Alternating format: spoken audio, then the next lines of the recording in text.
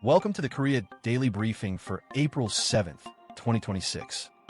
Let's get into the top stories making headlines today. Following up on yesterday's report, North Korean leader Kim Jong-un has offered rare praise for South Korean President Lee Jae-myung's expression of regret over the drone incursion. Kim's sister Kim Yo-jong relayed her brother's words through state media, calling Lee's apology, quote, a manifestation of a frank and broad-minded man's attitude.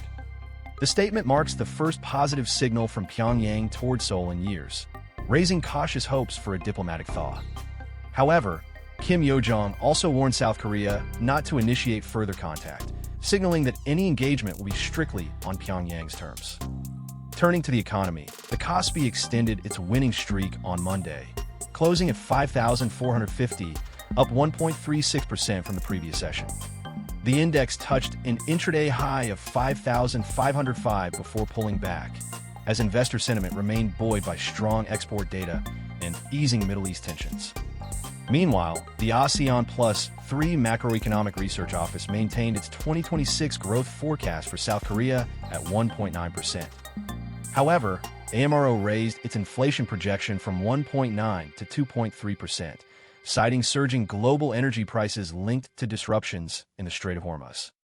In entertainment news, 3 fans were injured after a safety fence collapsed during a Super Junior concert at Seoul's KSBO Dome over the weekend. The incident occurred during an encore performance when fans surged forward as member Ryo Wook approached the audience. SM Entertainment issued a formal apology and said the injured fans were treated for sprains and bruises, with doctors recommending 2 weeks of rest. Meanwhile, in sports, the Korea Football Association officially opened Korea Football Park in Cheonan on Monday. The massive 400 billion won complex spans 479,000 square meters and features 11 pitches, training grounds, and accommodation facilities.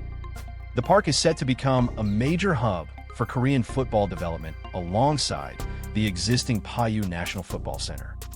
And finally, an untimely spring cold snap gripped South Korea on Monday, with Seoul recording a morning low of just 3.3 degrees Celsius. That's about 3 degrees below the 30-year seasonal average, and the Korea Meteorological Administration expects temperatures to stay below normal through April 9th. That's all for today's Korea Daily Briefing. Thank you for watching.